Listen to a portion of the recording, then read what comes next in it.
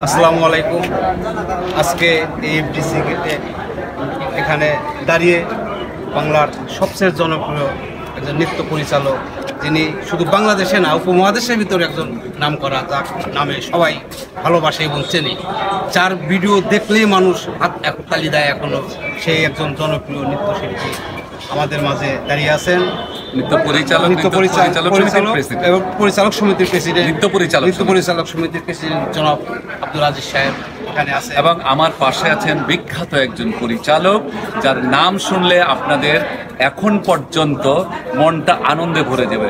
তাজমহল ছবির, প্রেমের তাজমহল ছবির ডিরেক্টর এবং বাংলাদেশে যে সবচেয়ে বড় বড় আর্টিস্ট নিয়ে যিনি কাজ করেছেন, সেই একজন বিখ্যাত মানুষ।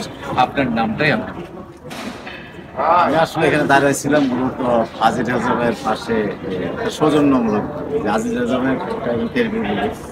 আমি শর্ত দিয়েছিলাম যে আমার নাম আমার খুব পছন্দের একজন। আমি চেষ্টা করেছিলাম যে ওনার পাশে থেকে আমার নিজেকে সমৃদ্ধ করতে, উনি আমাকে অনেক বড় করে তুলে ধরেছেন। না, বড় মানুষকে বড় করে তুলতেই হয়। কিন্তু মূলত বাংলা সিনেমার যে শুরুটা মাঝখানে আমি আসি 1990 সালে, সেই সময়ে আজিজ রেজা ভাইয়ের যে যৌবন আমি দেখেছি, এবং গানের ক্ষেত্রে, সঙ্গীতের ক্ষেত্রে বাংলা সিনেমা দর্শকদের মধ্যে বিনোদনের জন্য ওনাদের যে অবদান, সেই অবদানের কাছে আমরা এখন কৃতজ্ঞতার সাথে বাংলাদেশের সিনেমার পরিচালকরা আমরা মূলত একটি গল্প নিয়ে তৈরি করতে, এর মধ্যে যে 5টি গান, 4টি গান, 6টি গান, সেই গানের কারিগর। এবং আপনারা দোয়া করবেন আজিজ রেজা ভাইয়ের করতে, এবং ওনার হাত ধরে এগুলো শাকিব খান এই চলচ্চিত্রে এসেছেন এবং অত্যন্ত গুণী একজন মানুষ। আজকে শাকিব খানকে বাংলাদেশ পেয়েছে, আন্তর্জাতিক গণমান্য পেয়েছে, সেই অবদানও আজিজ রেজা। সবচেয়ে বড় কথা হচ্ছে আপনাদেরকে এইটা দিয়ে বোঝানো হলো যে প্রতিটি মানুষ যে গুণী ব্যক্তি, তারা কিন্তু গুণের প্রশংসা করতে পারে, এবং যারা ভালো মানুষ তারা কিন্তু ভালো কথাই বলে। উনি যে একজন ভালো মানুষ এবং গুণী ব্যক্তি এবং বিখ্যাত একজন পরিচালক, তার কথায়, তার ভাষায় এবং তার আচরণে আপনারা প্রকাশ পেয়েছেন। সবসময় দোয়া করবেন আমার জন্য। পরে আপনি এই বয়সে এখনো ইয়াং, এই বয়সে মানে কি, আই এম 25 ইয়ার্স, তারপরেও আপনি এখন ইয়াং মতন দেখা যায়।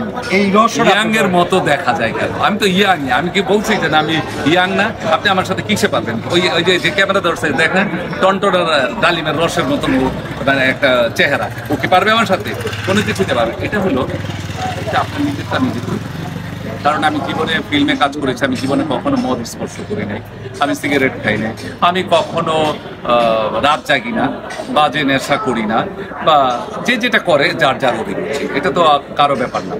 তো আমি চেষ্টা করি একটু সুস্থ থাকার জন্য।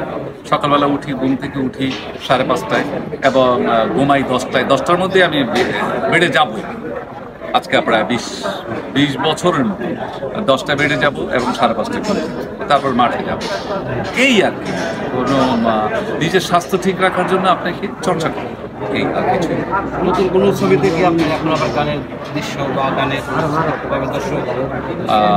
এই যে কতদিন আগে মানিকগঞ্জ থেকে একটা ছবি তুলে আসলাম, মিডিয়ার ডিরেক্টর হাফিজ। তো যাই হোক, আসুক, আসলে দেখা হবে। নতুন ছবি তো এখন অনেকে হচ্ছে, কখন কোন দিকে কোনটা হয়ে যায়। আগে তো একটি ছবিতে নৃত্য পরিচালক একজনই থাকতাম, এখন তো একটা ছবিতে নৃত্য পরিচালক 5টা গান 5 জন। কখন কোন দিক দিয়ে চলে আসবে এটা তো জানা যায়। সিনেমার দর্শকদের হলে আসার জন্য, সিনেমার দর্শক অবশ্যই হলে আসবে। এমন অবস্থা হয়েছে যে একটু ফেসবুক, টিকটক নিয়ে সারাক্ষণই ফেসের মগ্ন থাকেন, কিন্তু যখন নতুন ছবি আসবে অবশ্যই আপনারা সিনেমা হলে গিয়ে ছবি দেখবেন এবং মন্তব্য করবেন। আপনারা কিন্তু মন্তব্য করতে ছাড়েন, কিন্তু মন্তব্যটা করেন হলে। সবাই আসেন, হলে ছবি দেখেন, বাংলা ছবিকে উন্নত করেন, বাংলা ছবিকে আবার সেই সোনালী দিনে নিয়ে যান। দর্শকরাই পারবে সেই সোনালী দিনে নিয়ে যেতে।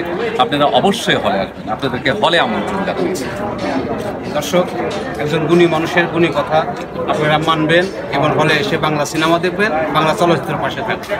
আজকের মতোই এই পর্যন্তই। আল্লাহ, থ্যাংক ইউ।